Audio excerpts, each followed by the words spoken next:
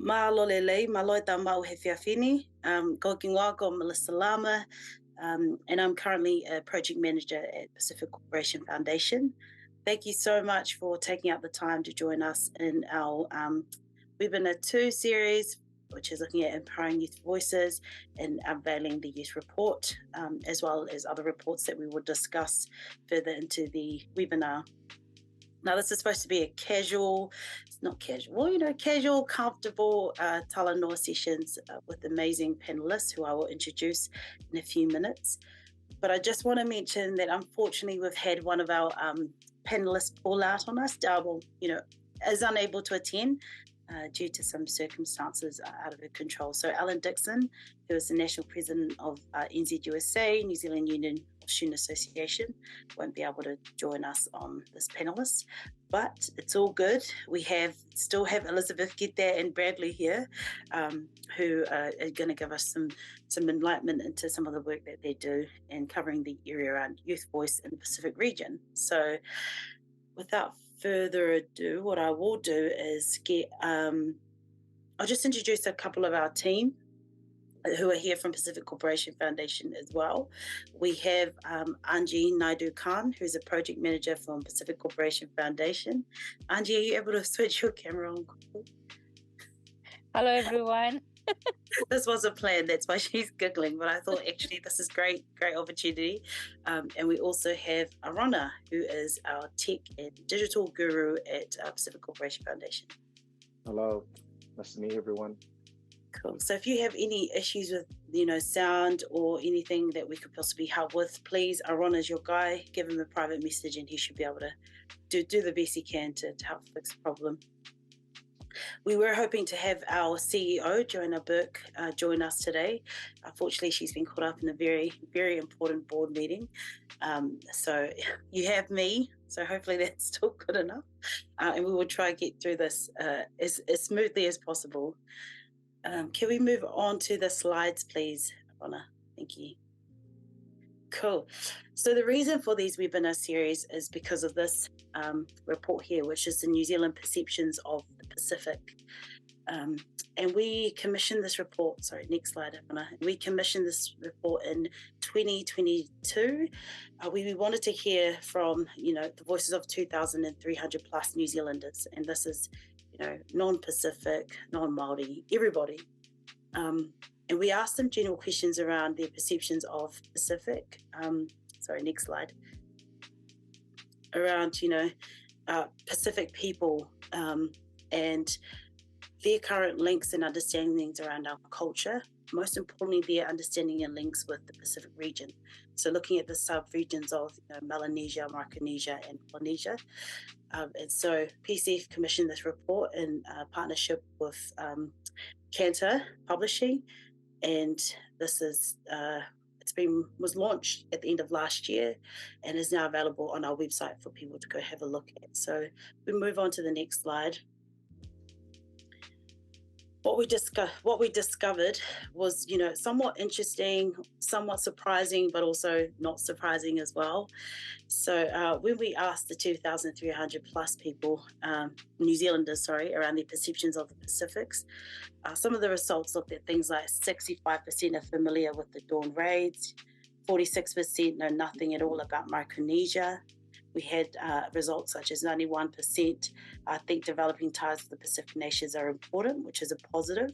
And 4 out of 5 think Pacific migrants are valuable to New Zealand, and more so in the workforce development space, which has been our long-standing relationship with the Pacific region in Aotearoa, New Zealand. So without going too much into the report, I'm sure some of you have already come across the report. I hope you have. Please take the time to have a look on our website and just see some of the comments as well from your everyday New Zealander giving their true and honest opinion about our own people. And I guess the purpose of this report is to help inform the work that, a lot of our ministries, a lot of our agencies, a lot of our NGO organizations who provide services in the Pacific, or provide services to Pacific people in New Zealand, have some understanding around where people's thinking at in relation to our people and how they can affect the way in which we, deliver our outputs, but also provide some positive outcomes. Next slide, please. Now, the PCF youth findings, I'm going to call it a report, and I know in our promotions we did call it a report, and but it was more so, I guess the purpose of the research was to gain some sort of insights into the current situations and concerns of some of the youth in selected countries of the Pacific region. Now, it wasn't more so selected for a specific reason. It was out of convenience of those who happened to be in New Zealand from the Pacific region for a certain conference that we had through USP. And so that is why we call it selected, but it was actually just who was available to come and talk to me about some of the questions that we had.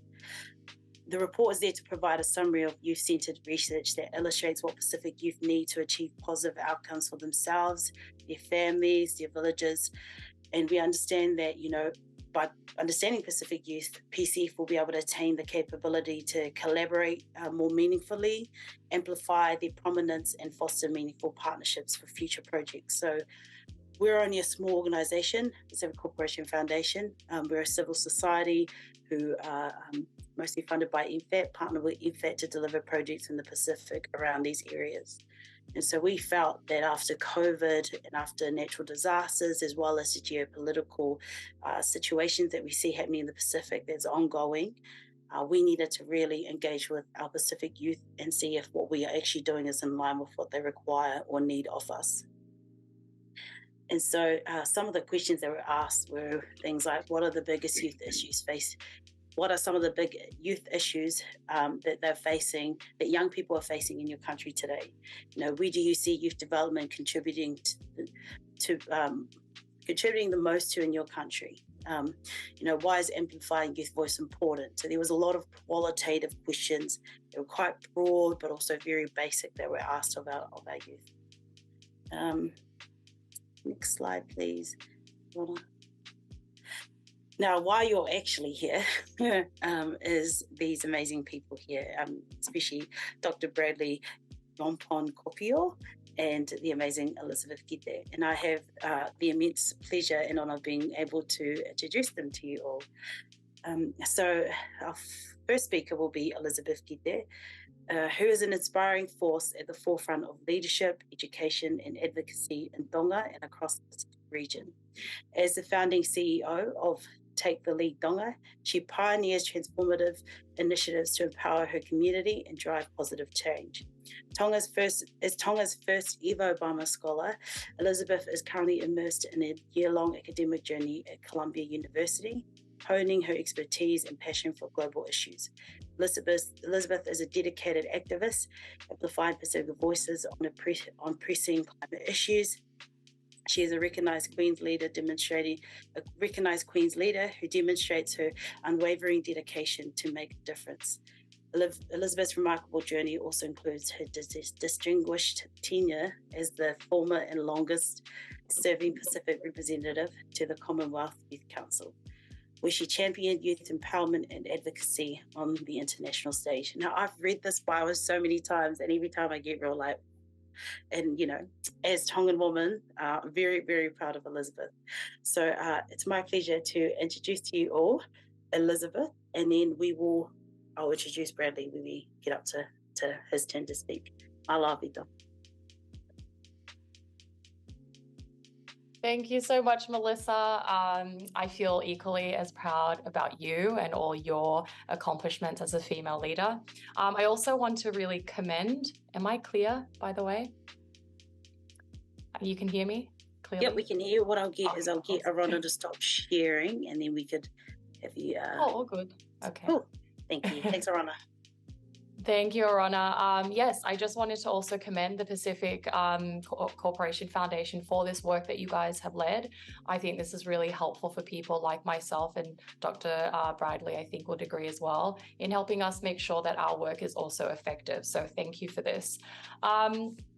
But just a little bit about myself and the work I do at Take the Lead. I've worked in this civil society space for over 10 years now. I feel very old. I've worked with various NGOs and charities in Tonga. And so in this space is where I found particular gaps that kind of inspired me to look into establishing my NGO.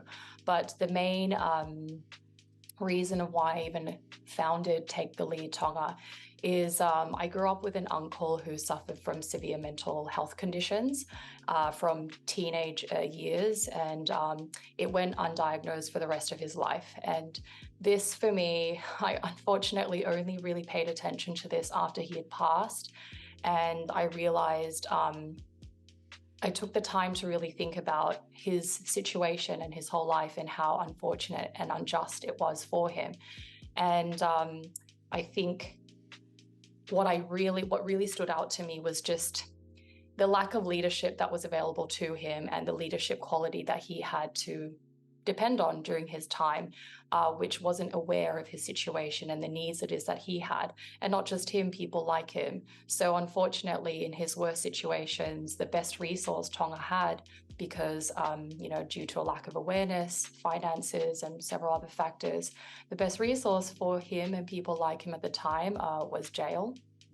And I don't believe that was the most helpful for his condition, and it was unfortunate. So this, paired with my experience working within civil society and different charities, as well as Tonga entering into a new phase of democracy, which I personally, we're such a small community, I need to make sure that this is just me personally, I think could have been executed better.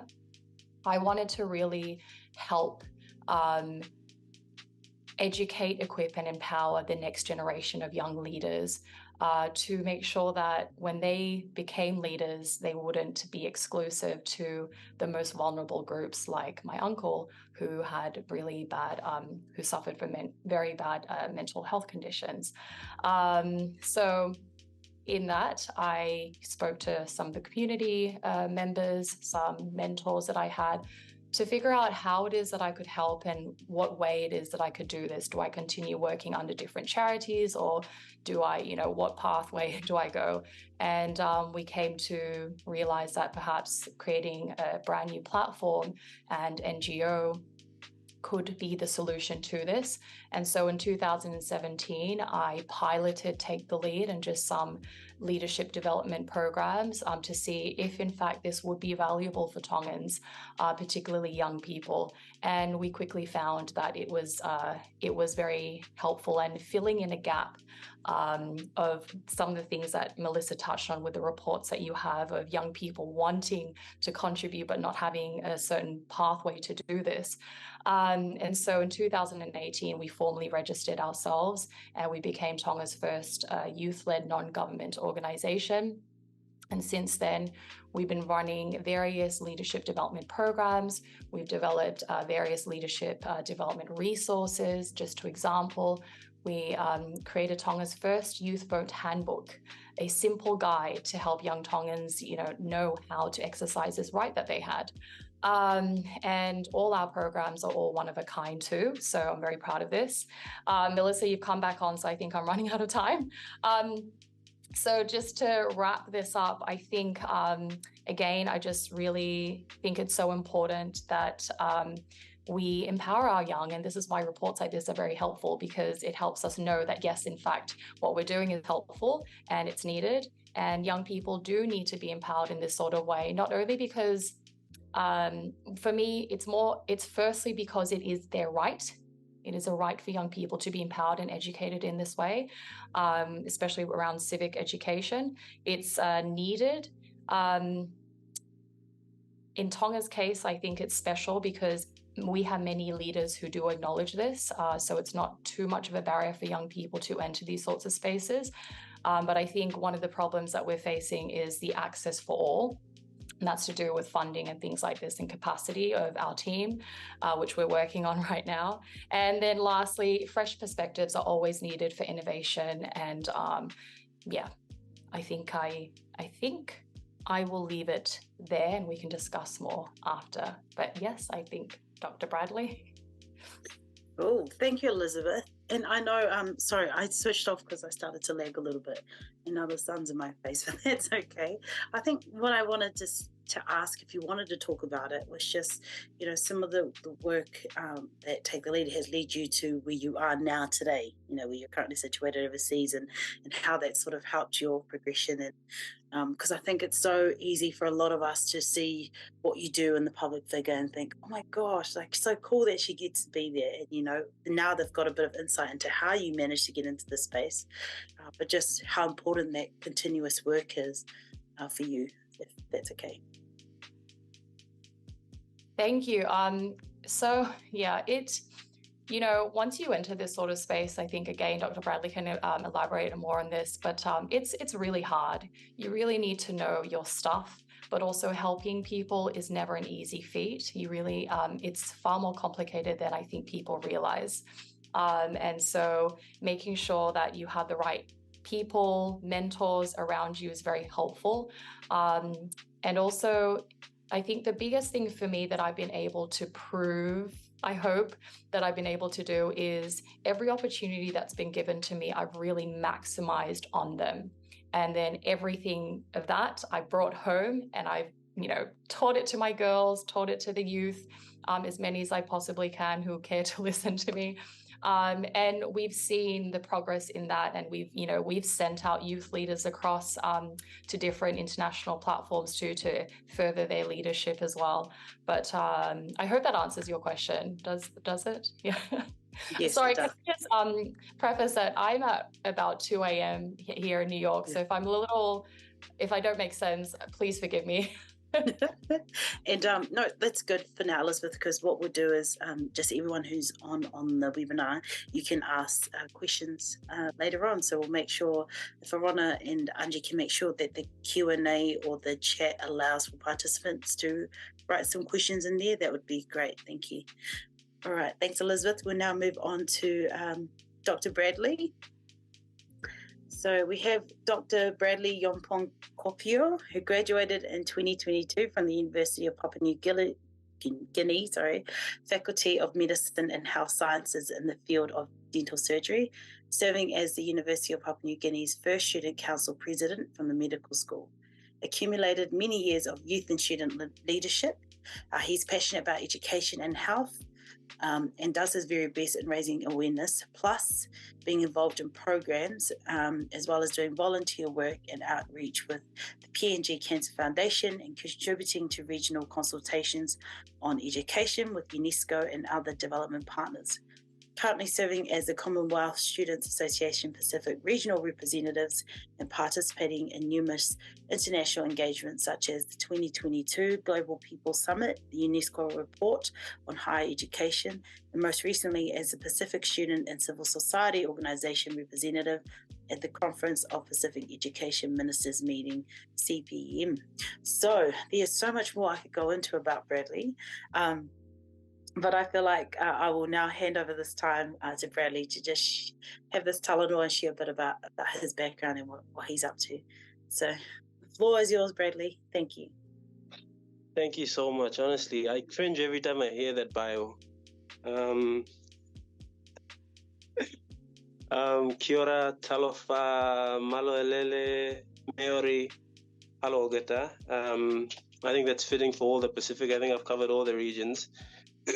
But yeah, it's a pleasure to join you guys up. Thank you so much for PCF for having us over and to share on the Pacific Perceptions Report.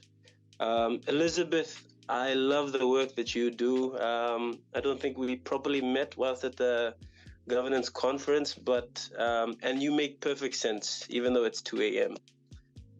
So I'll leave that there. I think a bit about what I want to share. I think there's a lot that we can dive into in terms of the report as well and what it's covered. But in the area of focus that, sorry, am I audible? Am I? Yeah, you're good. You're good. Oh, all right, perfect.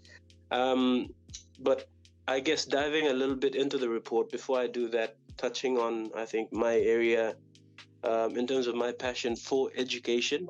I've always said this. I think education is a great equalizer. And yeah, that's something that I've always shared everywhere I've gone, as much as possible to the best of my capacity. And that's why I'm passionate about that space.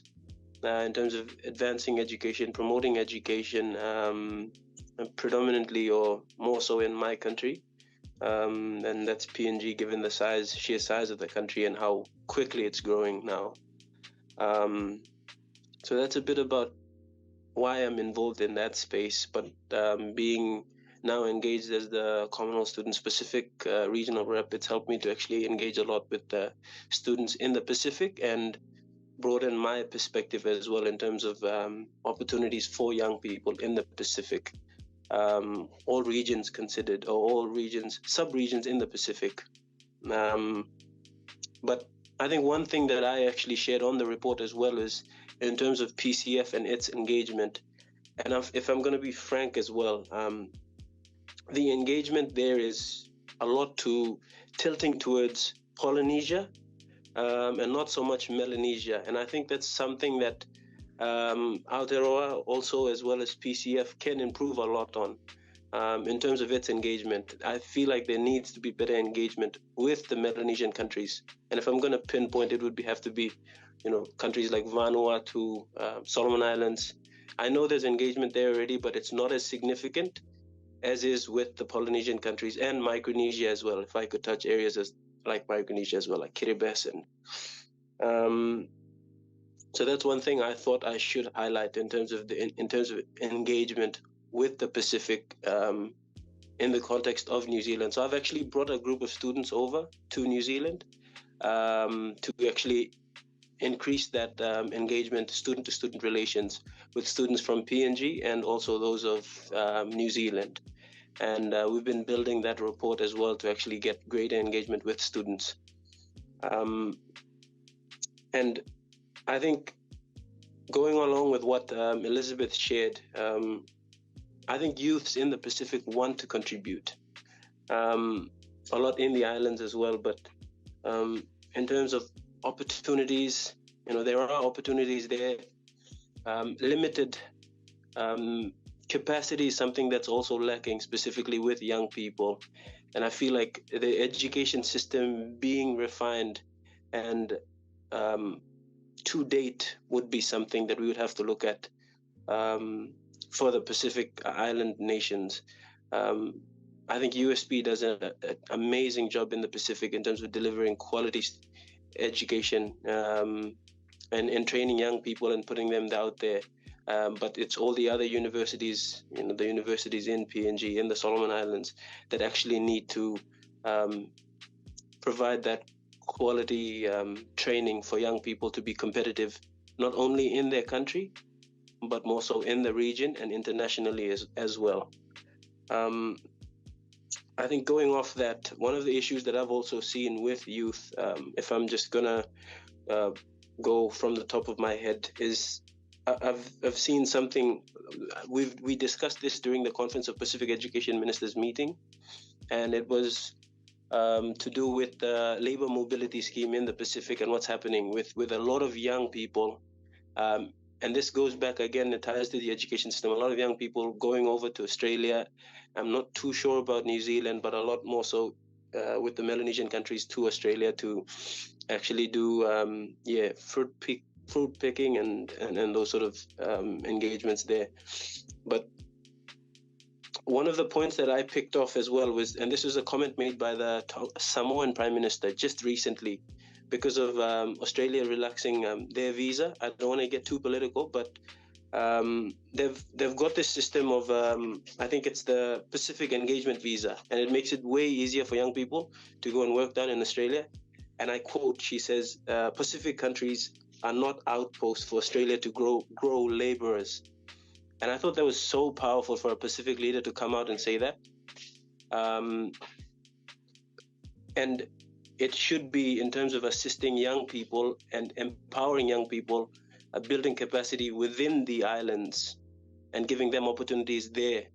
so that they can contribute better where they are, as opposed to, coming abroad. I'm not against the idea, but I feel like there is a lot more in that space that young people can do, because like we said, young people want to contribute in those spaces. So I hope I didn't get too political, but I thought that was something that I should just share, because we had had discourse on a panel during the Conference of Pacific Education Ministers meeting, and we went back and forth there, especially on the labor mobility scheme, and because it's affecting a lot of young people as well, in terms of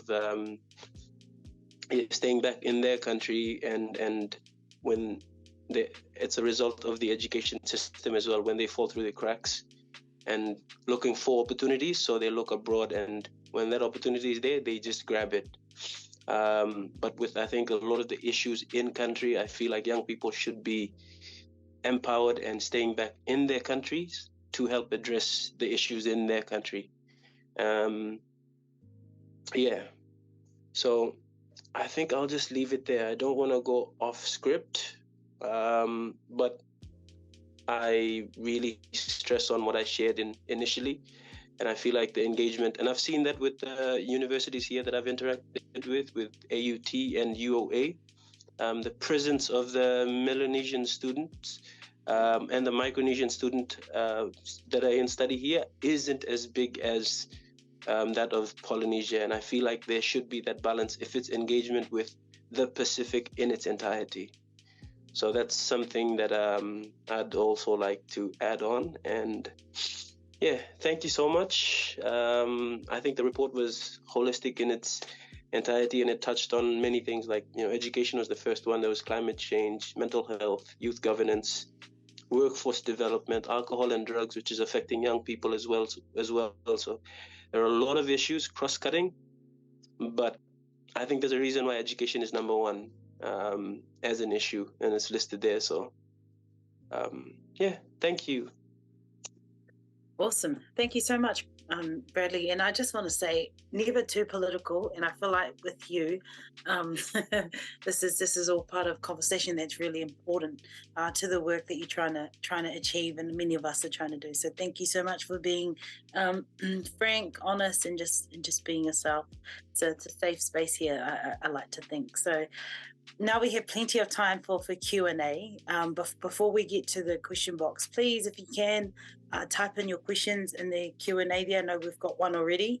I just have a couple here, both for you and Elizabeth, and you can decide who can go first. And I guess the question I have is that in the PCF, youth findings report, I guess, that you had a look at, which will become public.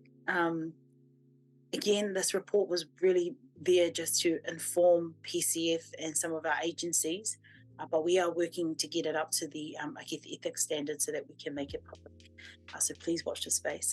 But some of the findings that came out of there was growing concerns of retaining young people in the Pacific region after tertiary study. Where do you think more focus needs to be? And I know you mentioned, Dr. Bradley, around education and more avenues to keep them there. But, is it actually a concern, to begin with? Is it a good thing that they want to look outside of the Pacific? Or should we, as New Zealand and Australia, who provide, workforce development and labour mobility opportunities, should we be considerate of that stuff as well? So the floor is open to whoever would like to answer that question first. Thank you.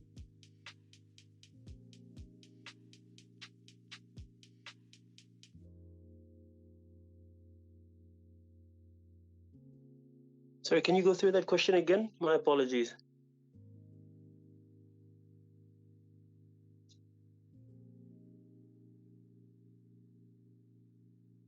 I just realised I was mute then. Sorry. So the question was just around, some of the concerns that young people had raised in some of our youth engagements through the report. That they were concerned about a lot of the young people wanting to move out of the Pacific region after the tertiary study. due to opportunity and to what they see, these more opportunity outside of the Pacific. There was a growing concern for the needs of the skills within the Pacific. And I guess I just wanted to ask, what areas do we need to focus more on? Is there an onus on the Pacific and on Australia and New Zealand labour mobility schemes, which you kind of talked about and touched on, to try and provide, upskilling opportunities for them to return with new skills to the region? So, what are your thoughts around that? Yeah, thank you. I think that's a very interesting question. And I actually asked this question when I was with the University of Auckland students, the Pacifica students there. And it was a question that I posed to the students there. And I just shared, and I thought it would be really good to get your perspective, your understanding. Like, when you finish your studies here, would you just want to, which is, I guess, what everybody would want to do, finish your studies, get a good job and stay here, or would you prefer, going back to the Pacific and in your home country, and because your skills that you've gained, acquired, are needed there and going to engage there? So I'm going to come at the question from that lens, and then also from that of Australia and New Zealand, and I guess what sort of responsibility there is, or what they should do, or what I would do if I was in their shoes. But I guess a lot of it is definitely, in terms of the Pacific, from my understanding personally, a lot of their skills are needed back at home. So if you're from PNG or you're from the Solomon Islands, Samoa, Tonga, there's a need for skilled laborers and young people who are, have expertise in certain areas.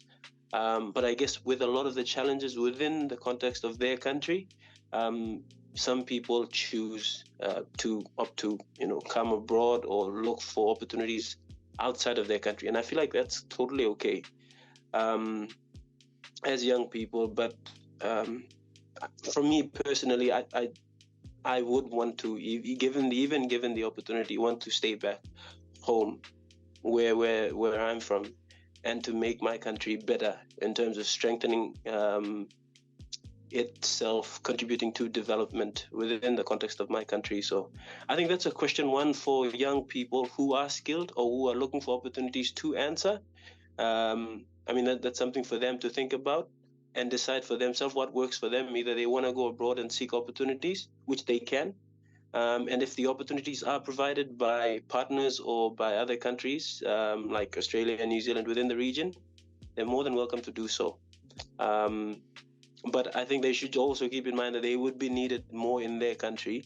And if the opportunities are being provided by Australia and New Zealand, that's something that I welcome in terms of labor mobility scheme or that sort of thing. But they should also support within the countries in building capacity so that there are mechanisms to retain them and keep them in the countries. So that's just my opinion. Thank you. Awesome. Thank you, Bradley. Elizabeth? Yeah, this is such a heavy question because, you want our young people to go out there and thrive in the world, but also we need their skills back home. But I just wanted to point out, in Tonga, we have an alarming rate of young boys dropping out of schools that we've never seen before. And there's current research being conducted to try and figure out why. But one of the reasons that's being presented is because these young boys are trying to find work to support their families due to rising living costs. There's also concerns around climate change, especially with the recent volcano eruption and tsunami. A lot of Tongans are finding that refuge is not home anymore, it's abroad. And so they need to seek not only opportunities, but a safe home to live in overseas, unfortunately. So I think that is one of the things, but I think it's very critical that we change this.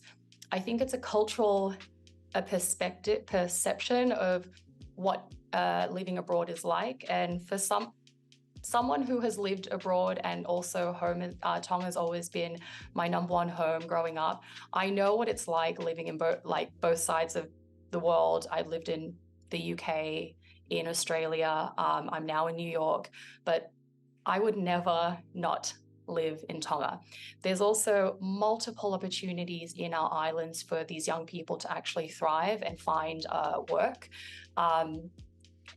Farming is one of these opportunities. Obviously, we do not have to always rely on government to provide employment for us. There's also a growing private sector in Tonga. During COVID-19 as well, I saw a huge amount of small businesses pop up, and these were from a lot of the young women that I work with. And so we had conversations with the bank to see if online payments was a possibility so that they could sell their goods overseas and things like this. So I think there's just this general idea with young people back home that living in New Zealand, in Australia and America is so much better, but they don't realize how much harder it actually is. When you get there, you need to work and you're competing against thousands upon thousands of other people who probably are more qualified than you, right? Whereas at home, the pool's a lot smaller and you're able to live off far less. So yes, in that, I agree with Dr. Bradley. Australia and New Zealand can most certainly, I think they're already offering quite a lot to our young people to upskill themselves. But it's a matter, I think, more of cultural understanding of what these countries can actually offer. Yes, of course, these bigger countries can potentially offer more opportunities, but living overseas is a much harder feat than it is living back home in Tonga. And when you're contributing back home from overseas, it's a different way. You're not as connected, I feel, as you are when you are back home. Yeah, I hope, does that answer that question? I hope it does. No, that's good. That's good. Thank you so much. And that lens is so important because, it's so easy for a lot of us. And I like to think in developing countries in New Zealand, in developed countries like New Zealand, to assume that we are the ones that are constantly giving the help in some way to a lot of our, So thank you so much for that perspective. We do have quite a few questions now in the chat box, and I'll go with the first one, which says, thank you all so much. What does positive Pacific child and youth development look like to you? So this one's quite a quick fire question there. Bradley, if you want to go first. So what does positive Pacific child and youth development look like to you? Elizabeth, you want to go first? Sure. I think for us in Tonga specifically, the family is the smallest unit. So this is where everything starts. And so really nurturing that family unit is very important for us. Unfortunately, we are seeing this value being lost over time because people are more focused on trying to survive, which is completely fair enough. So parents are too busy working sometime, maybe more so now than ever. And so we are losing slowly this value of family, which I think we need to revisit and come back to. And I know of multiple efforts around Tonga led by the different lords of the villages and the different ministers even. They're leading different initiatives to, bring back Tongans to our values, which starts off with the family. And I think it's really important. But, what a healthy child and youth development looks like, I think, so it starts off with a loving and caring family. So a very solid foundation is very important. And I think this is something that we all should be nurturing, and governments can even help with too, like some of our ministers are back home in Tonga. And this, creates confident young people who have a strong self-esteem so that they are able to engage healthily in society and not fall into things like crime. And I think, so access as well is really important. Good access to good quality education, other opportunities as well, after primary school, so like vocational opportunities too, so for youth. But that's what I think that looks like. And there are probably other areas that Dr. Bradley can cover that I'm not covering right now. Thanks, Elizabeth. Bradley? Thank you. I think Elizabeth hit the nail on the head with that question. I was going to touch on family there.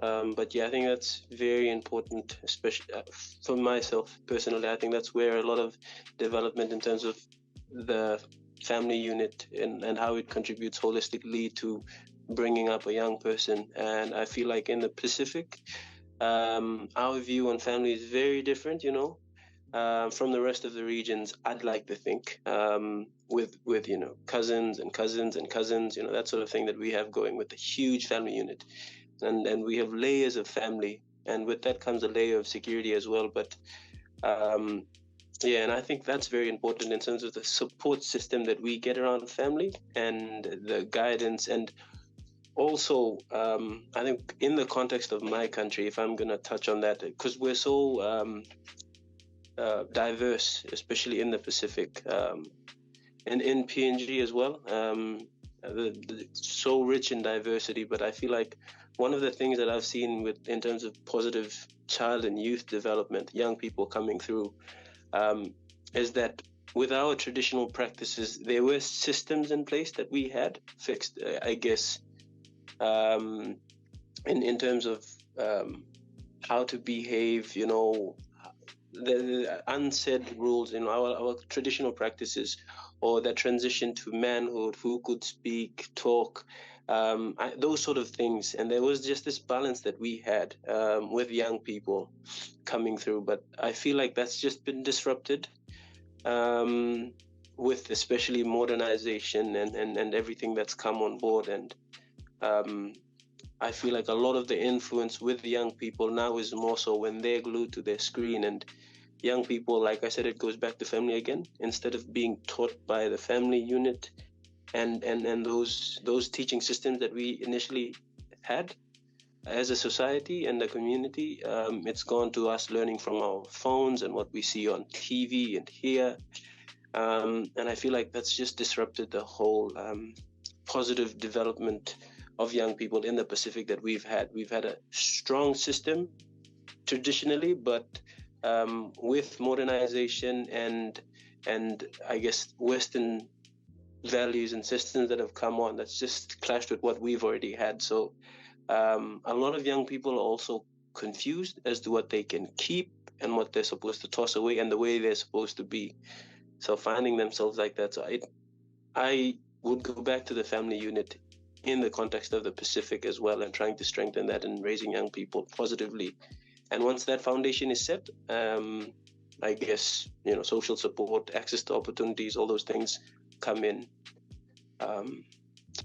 Yes, I think I've just built on from what Elizabeth said, but I support what she said. Awesome. Thank you, Dr. Bradley. Now, we've got just under 15 minutes left. We have 3 questions, just as good as the first question, left to answer. So I really hopefully we can get through them. So the next question is, this person has said, thank you both for a great intro into the work you do and the passion you have in the space. My question is around the limits that are placed around Pacifica students that choose to study in New Zealand. Unless they are on scholarship, they are treated as international students. This means there's already a financial barrier. How can we reduce this barrier? Is it the responsibility of the universities or the governments to change the way we look at Pacifica students that are not on scholarship? I hope that you can also see that question as well. And Tina, I'm sorry I skipped your question. We will go back to it, I promise. Sorry.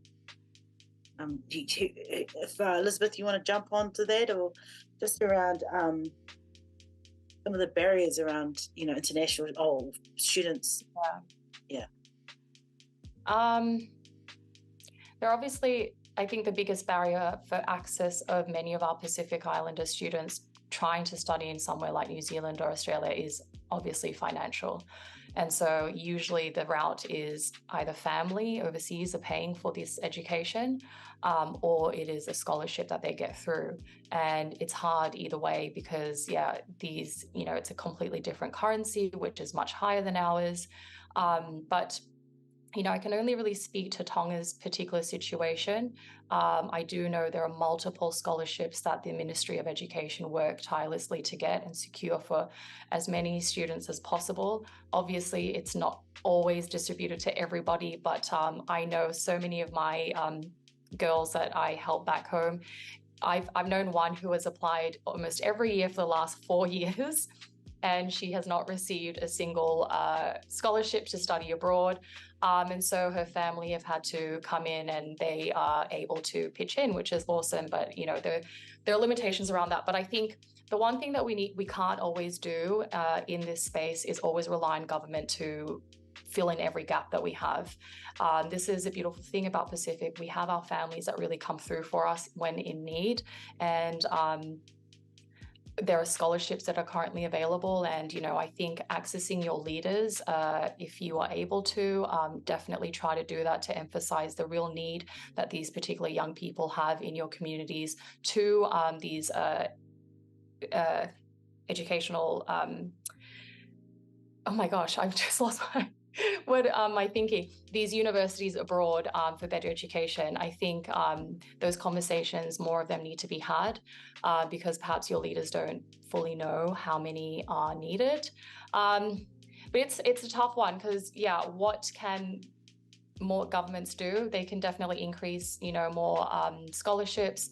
The different missions in your countries, like Australia and New Zealand, can do that too. I know, like the American embassy, they've just come into Tonga. Scholarships is something that I spoke to them about, to potentially see if we can have more for our young girls. It's not really a focus area for them. So having that conversation with them, that actually Tongans need this from you guys.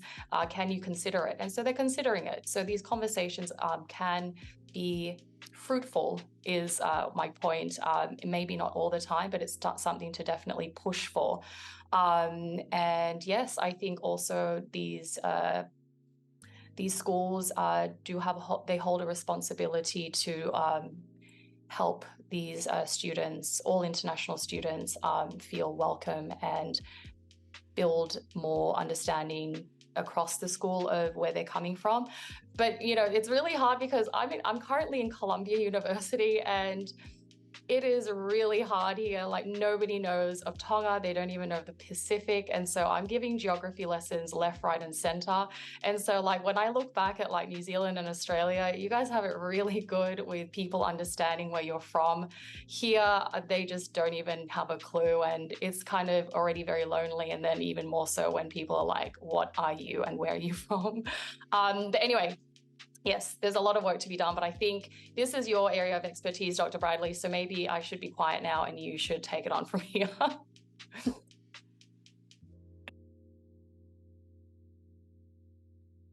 Thank you. Melissa, I got the question, but I just want to be sure. Sorry. Yeah. All right. So the question says, my question is around the limits that are placed around Pacifica students that choose to study in New Zealand, unless they are on scholarship, they're treated as international students. This means there's already a financial barrier. How can we reduce this barrier? Is it the responsibility of the university or the government to change the way we look at Pacifica students that are not on scholarship? Oh, thank you. I think if I'm going to add on to what's already been well said and answered by Elizabeth, would be in relation to, in terms of the question, I think studying in New Zealand and the two groups, in specifically to answer that question, with being on scholarship and not on scholarship. And if you're on scholarship, like, which I think one of the scholarships, not one of the scholarships, but the scholarship that's offered here, I know, is the Manaki scholarship. And so you would be considered a Pacifica student, and I feel like specific sort of support and what you can do and whatnot is there. But if you're just there here studying on your own, you're considered as an international student with everybody else who's coming to study in New Zealand. So that's how I understand that question. And I think, one, in terms of how you're seen, in terms of the support that you get, one would obviously have to do with the office of the, I know for a fact that a Pro-Vice Chancellor Pacific office is there, and then you have the Office of Pacific Advancement, which is with a lot of the universities in New Zealand, which I think is amazing. So that in terms of the specific support that you would get, So that would also go back to one, that office within your university, and then the Ministry for Foreign Affairs as well. Because now I know also that there's universities like AUT have immigration officers also that support, posted in the universities as well. So in terms of how you're seen, and the sort of support that you get, or whether it's limitations as to work that you can do as well, or that would have to do with that office communicating well with the Ministry of Foreign Affairs, or MFAT here, in improving that. So I think definitely the office of the Pacific Studies, or Pacific engagement within the universities would be the office to actually engage with in terms of trying to resolve that. But in terms of opportunities and work restrictions, or if you're trying to financially put yourself in a better position while studying, that would have to be with the Ministry of Foreign Affairs here. And then in terms of visas, not visas, the scholarship opportunities as well. I feel like there's a lot more that countries at home can do in terms of supporting the scholarship systems that are in place. So like looking to increase the quota. If you're getting, let's say, 5 students from Solomon Islands, some from, PNG or Samoa or Kiribati, that definitely can be increased with consultation with your respective government. So definitely layers of consultation around there. But with your question specifically, I think it would have to be that office. And it's so amazing that within the universities here, there is a specific office for Pacific engagement and students. That I think is amazing. And I don't think they have that in the States or anywhere else in the UK of that sort. So that support is there. So that would be the channel to engage with. I hope I answered that question specifically. Thank you. No, good job there. Much better than me. No, really good nuggets from the conversation. So as much as you think it might not, it might be going all over the place. Look, it's a great discussion. We are very grateful to have you on here. Look, we have a couple more questions, and I think with Tina's question, which is around partial care, is partial care considered change? Is partial care considered change of culture, language, or support when overseas opportunities come calling on Pacific youth?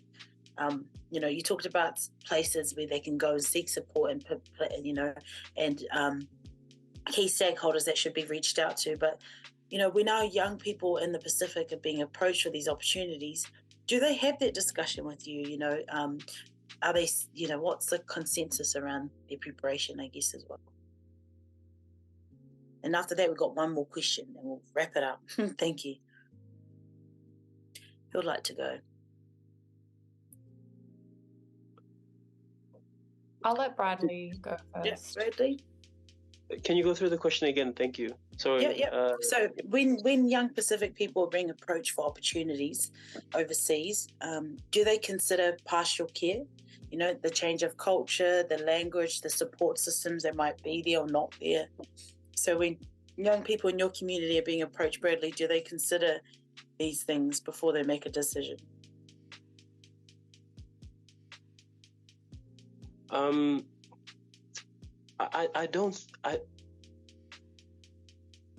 my understanding of the question, when the opportunities are presented to young people, am I on mute? I am not on mute. I feel like when the opportunities are there for young people when at home,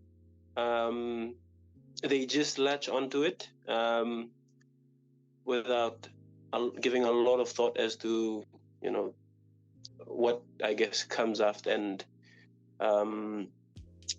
if the question is confusing me, but it's okay. I think we can jump to Elizabeth. It's more so just if they're aware of what to expect as well when they come here. Yeah. Do they consider? Oh, right. Yeah. So I was on the right track. Yep. Yeah. Do you want to go? Elizabeth, I Yep. mean, I wanted to go, but then I went back. And Go, I go, wanna go. Yeah. Thank you.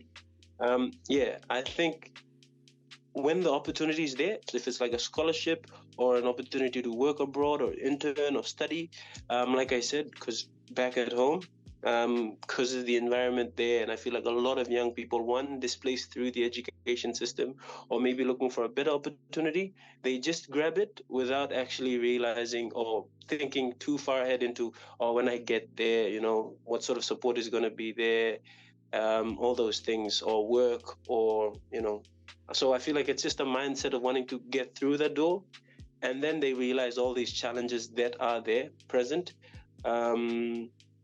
So I think from that perspective, it's not something that young people think too much about. Maybe a few people do, in terms of thinking it far ahead, in terms of, okay, that's the opportunity, I want to study there because this sort of support is there, that's the course I want to take, or I want to work there, those sort of things. So a few people actually think that far ahead, but with a lot of young people, I guess, who are keen to actually get into these spaces or grab those sort of opportunities that are presented, it's just wanting to get through that door. And then when they do, I feel like they realize that there's a lot more to it, that sort of support that they may need while studying overseas, or that the challenges that lie behind that door. So that's definitely from that perspective in terms of mindset and grabbing that opportunity. But I feel like also that's a part of growing up as well, and getting those opportunities. You won't really see the full picture until you get into these spaces or grab an opportunity and you realize, oh, okay, this is there are these challenges or these limitations, and so on and so forth. So I would answer it that way from a mindset perspective. Elizabeth, you want to tackle it from another angle? Cool, thank you. Before you start, Elizabeth, I am mindful that it's 7 p.m. So if you do need to go, that is fine. We won't hold it against you. But I do want to hear from Elizabeth regarding this question. We do have a really good question, last question after this. So we won't hold you up too long if you decide to stay. Cool, thank you. This actually it completes my answer for question 1. Faith is also very important. But yes, I think, pastoral care is something that Tongans actually take quite seriously, particularly our young, being the family unit being the smallest unit, not the individual. When we are sending off our young, it is very common that the families will bring them together and they'll pray about it, these opportunities, to see if it's the right one for their child or their young person that's going out. That's just very normal procedures. Even me coming here to New York, I prayed about it for the longest time to really know for sure if this was in fact the right opportunity for me, and the church was involved in that process for me, which I'm really grateful for. But just about I can talk about this more with how we help our young people with this pastoral care, and really educating them about the different challenges that they might be presented with once they go out into these bigger countries with far more opportunities available to them. We do go over a lot of, the different cultures, the different expectations, the different languages that they use, how they use it. These particular words is not the same way we use it back home. I'm very conscious of this because, I myself have gone out into some other countries that have not conducted myself in a way that might have been respectful to them. And I never want my young girls or youth to ever experience this. So I'm very conscious of making sure that we cover as much as we possibly can and expose them to what we can, so that they're as prepared as possible before they get to where they're going.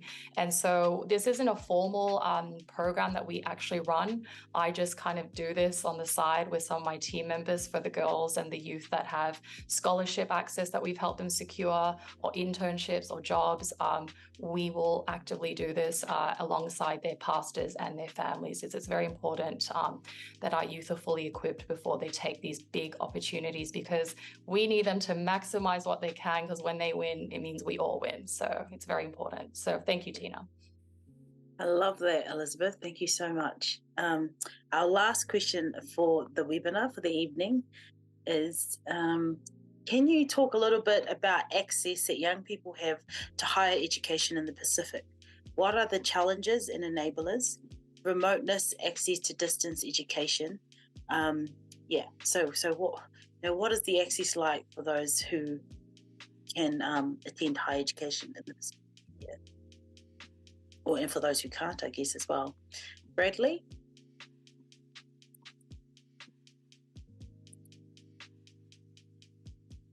Did you did you hear me? Did you hear that question?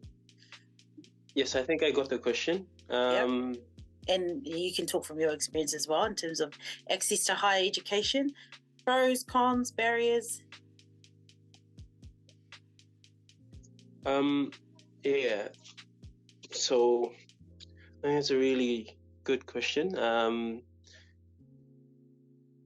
Where do I start? Okay, so I think with the entirety of the Pacific, generally the challenges with access to education are similar, just generally, but there are some challenges that are specifically, I guess, distinct to each country and area as well. So there's a vast range of, I guess, challenges, especially one would probably be physical access to education. That's still pretty much a big issue within the Pacific. Distance, if we're looking at education in terms of technology, I guess that's also a big, what can I say? Let me gather my thoughts. But one of the challenges that, like I said, there are so many challenges, and the challenges that come with education within the context of the Pacific, like I said, are generally similar, but then some challenges are specific to certain countries. So one of the regions that I would touch on would be the Melanesian region, and I think one of the biggest challenges that I've seen would be the literacy rates, and that's tied specifically to the number of languages, one, that's there, and the physical access to education. Just generally education and those opportunities. That's what I've seen. There's certain areas within the Pacific are very difficult to reach, whether they're islands that are thrown out and young people don't have that opportunity. So I think one of the biggest barriers in the Pacific is physical access to education, one. And when you do have that, then there are other barriers that come with that. So I think we had the issue previously of like cultural barriers where women were, I guess, discouraged in terms of going to school, but there's a lot of progress that's come, I guess, recently in terms of overcoming that cultural barrier within the Pacific. But I think one of the predominant barriers, if I can touch on, would be that obvious physical barrier, and then access to internet. Young people who are disabled, there aren't any enablers to actually help them to learn within the context of the Pacific. That's one of the biggest things which we don't see as a primary focus or an area of concern, because like I said, we're too concerned with other challenges there, like the access to physical classrooms or reading books or materials, so on and so forth. And then within institutions as well, with universities, I think if I can go specifically universities as well, when young people do finish that passage of school from year 1 all the way to 12 and getting to higher learning institutions for specific training, there are few institutions that actually train young people as well within the countries. And I go back to USP and the work that they do within the Pacific, and I think that's amazing in their reach. But I feel like more institutions need to come and to that level to skill and train young people specifically. But definitely the biggest barrier, I guess, in the Pacific would have to be, from my end, the physical barriers and how we can improve access. And when we've improved access, then we can be on equal playing terms to actually discuss all the other barriers that are there. But when access isn't there, it's very difficult to talk about other enablers as well.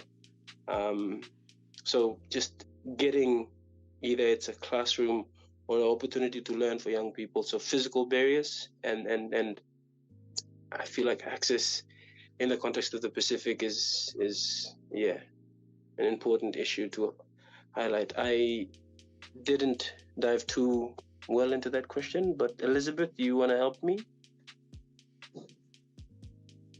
No, I think you did great. I don't really have much more to add, to be completely honest, because you actually did cover that really well. But one area that I could probably speak more to from my own experience is people living with disabilities that you mentioned, Dr. Bradley. I worked with people living with disabilities. I taught Tonga's first Braille class for those with visual impairment.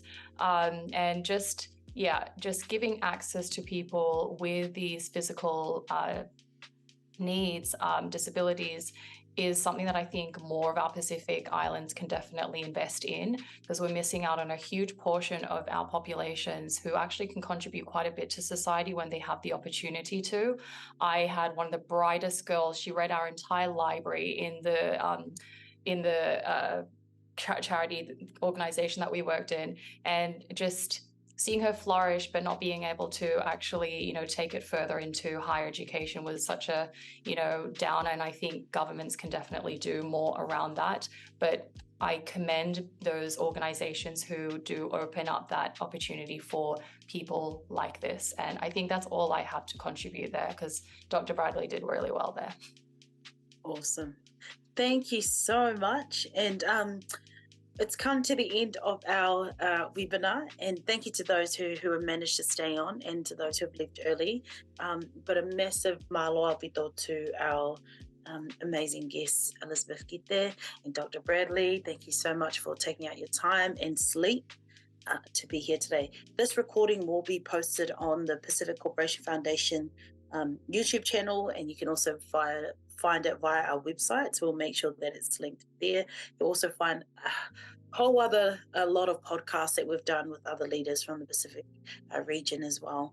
Now, before we start, Arona, could you just pop up the slide? Just a couple of notices before we finish.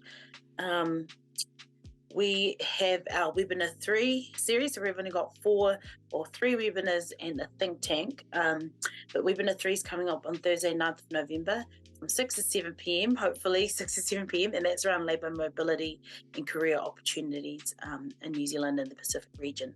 So there will be more comms coming out again regarding that for you to register and attend if you can.